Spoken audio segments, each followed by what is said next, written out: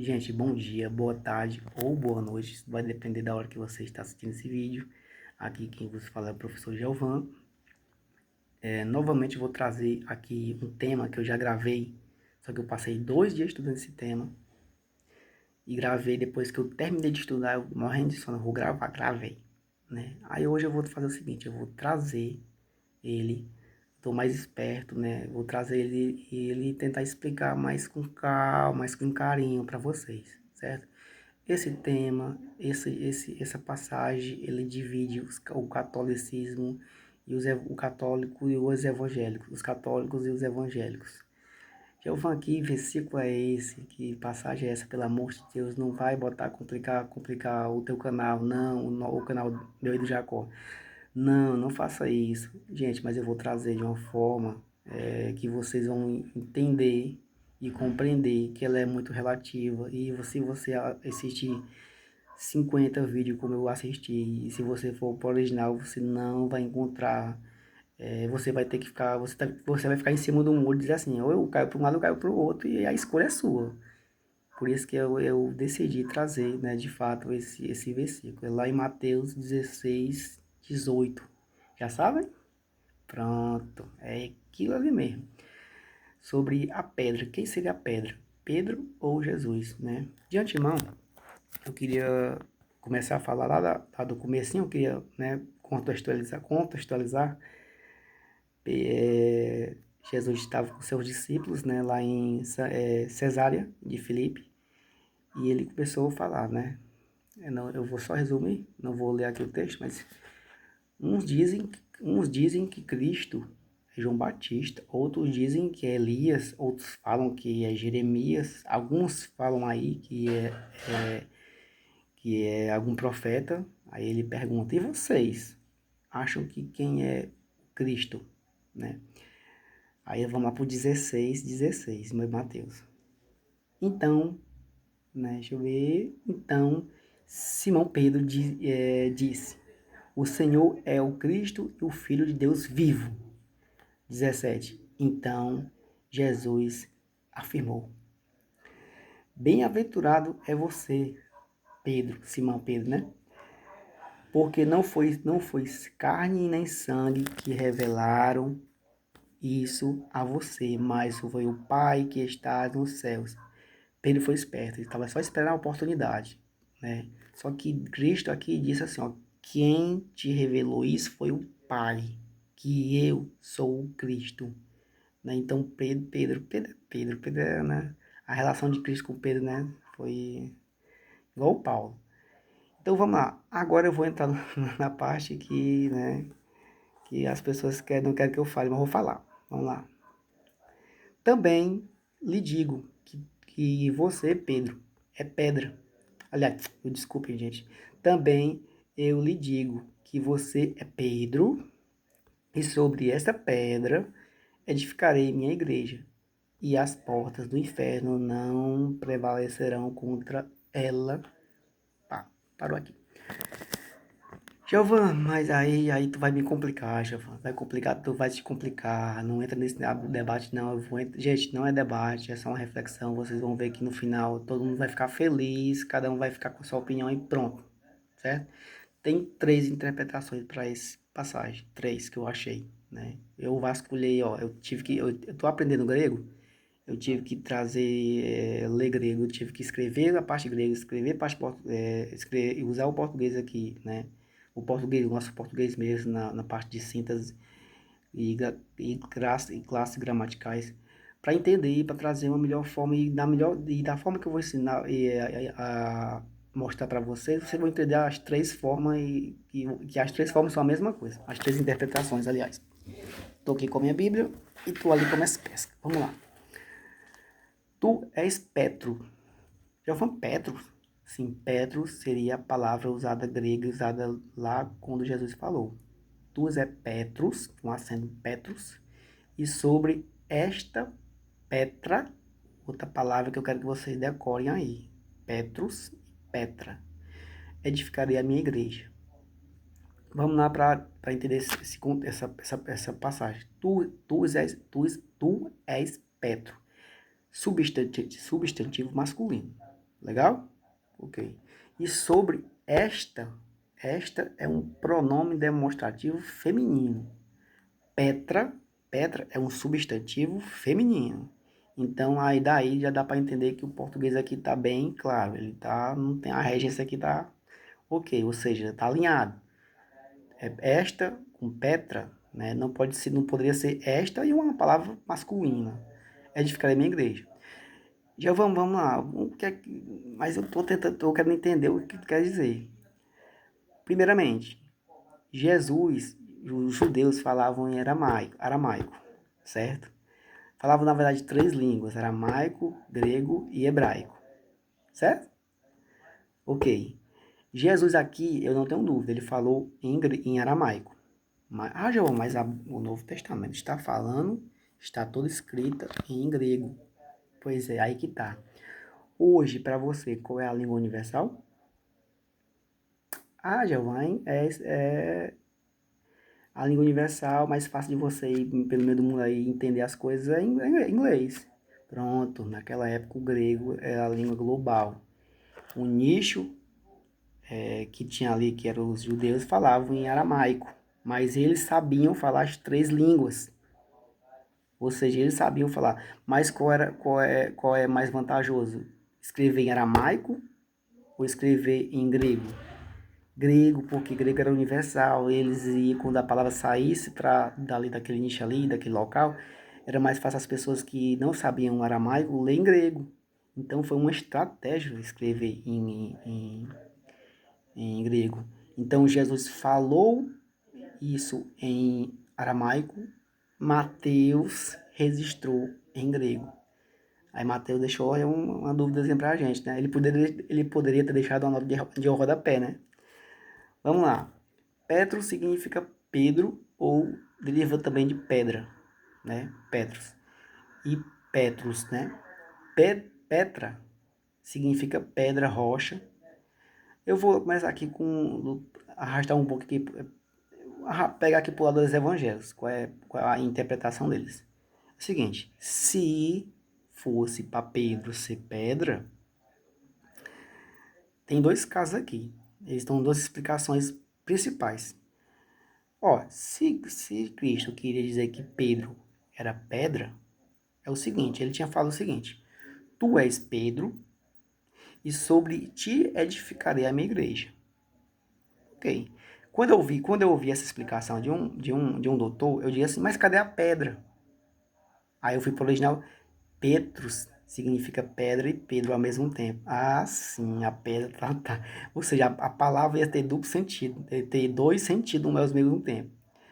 Aí os evangelhos continuam. Ou senão ele tinha falado assim, tu és Pedro, ou Petrus, e sobre você edificarei minha igreja. Isso tinha, né, pronto, isso aqui, pronto, Jesus falando que tu és Pedro e sobre ti edificarei minha igreja, matava a charada.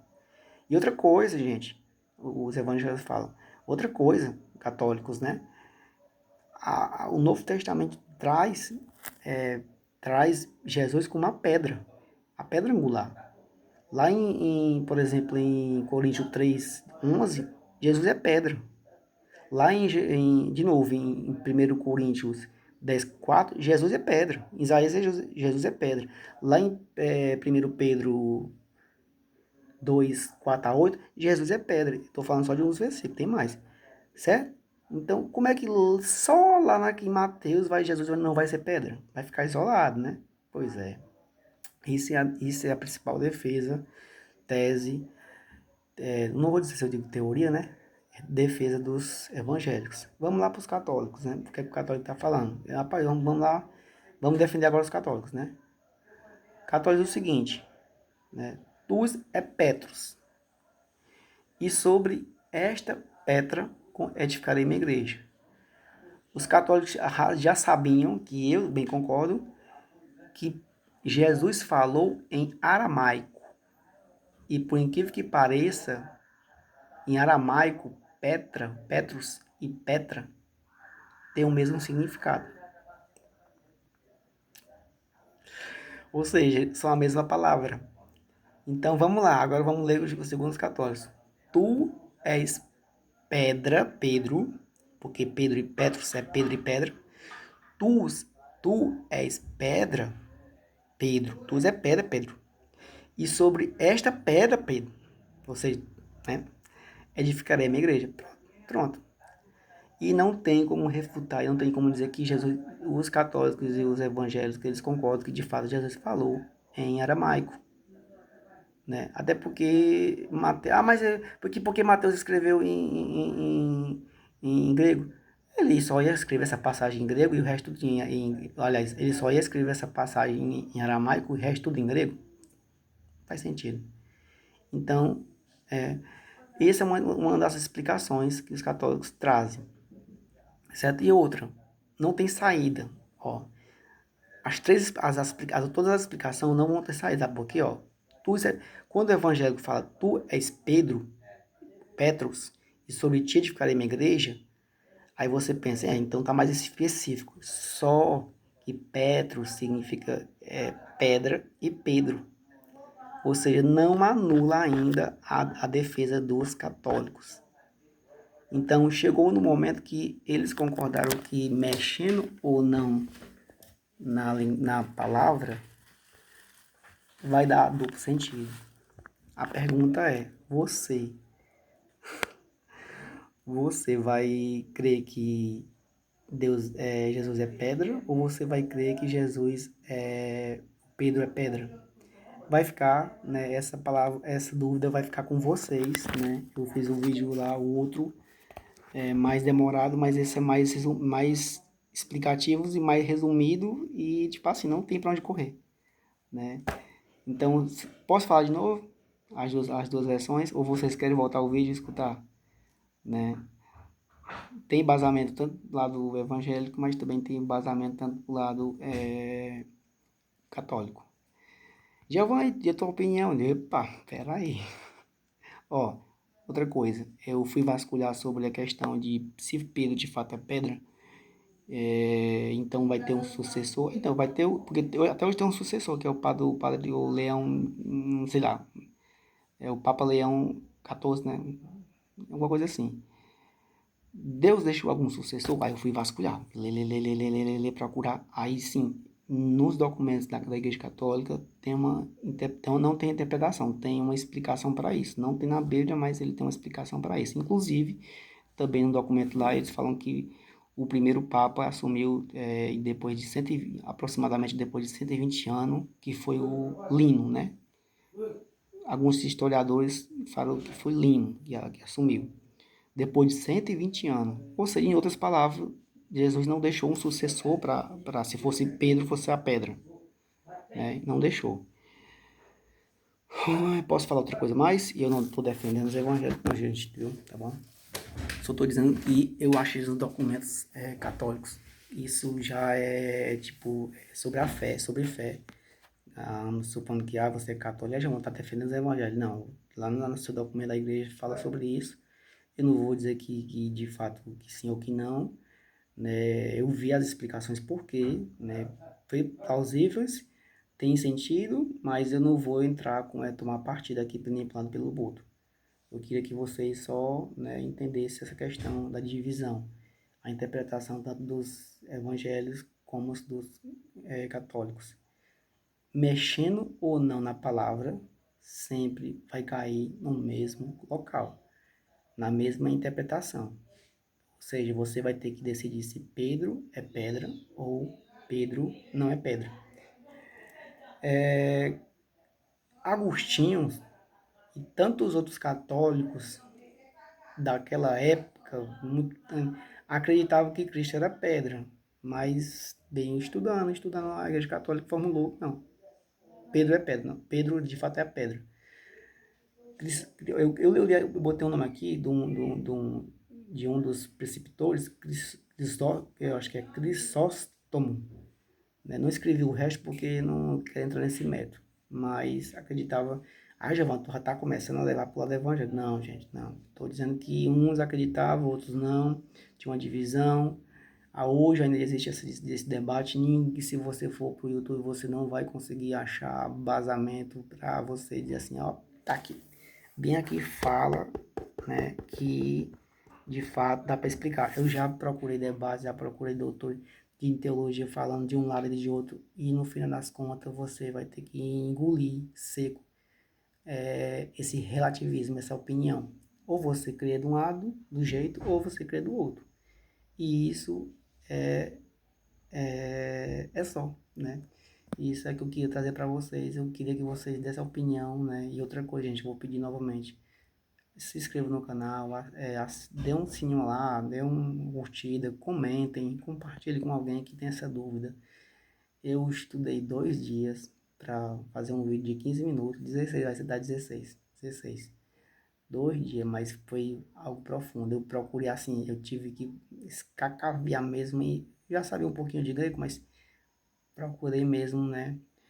Então, acho que basicamente é isso para vocês. Então, eu espero que essa dúvida esteja esclarecida. Vou publicar esse vídeo novamente com a mesma, talvez com outra capa, mas que isso sirva de não mais de debate. Pô, a gente não, isso não vale a pena debater. Eu até falando com o Jacó, professor Jacó, que faz parte do grupo, do canal, aliás, o Jacó é o seguinte, eu concluí uma coisa. Você bota o número 6 no chão. Para mim, eu olhando para o número 6, para mim é 6. E para ti, tô olhando, é 9. E aí, que tá certo? Então, assim, fique com a opinião de vocês, né? Não vamos debater mais sobre isso, nem evangélicos, por favor, não, né, tomem o tempo dos católicos. Os católicos não vão debater sobre isso com os evangélicos, porque assim, não vai sair nada daqui, né? Então não vai sair nada. Então você pode escacaviar, pode procurar no YouTube todinho, igual eu fiz. Você não vai achar, você vai achar opiniões. O cara faz um vídeo dizendo que ele vai usar essas duas teses que eu usei aqui, essas duas hipóteses aqui, se o cara for evangélico. E se o cara for católico, ele vai usar aquela que eu falei também. Então, assim, eles vão defender um lado e o outro. Então, no final das contas, não tem para onde correr. Ou você decide uma coisa, ou decide outra. Tem essas duas explicações, mas as duas, né, infelizmente, são a mesma coisa e no final é 6 ou é 9, certo? Então, tenha aí uma boa reflexão, espero que eu tenha ajudado ou não tenha complicado a vida de vocês. E é só, gente. Obrigado.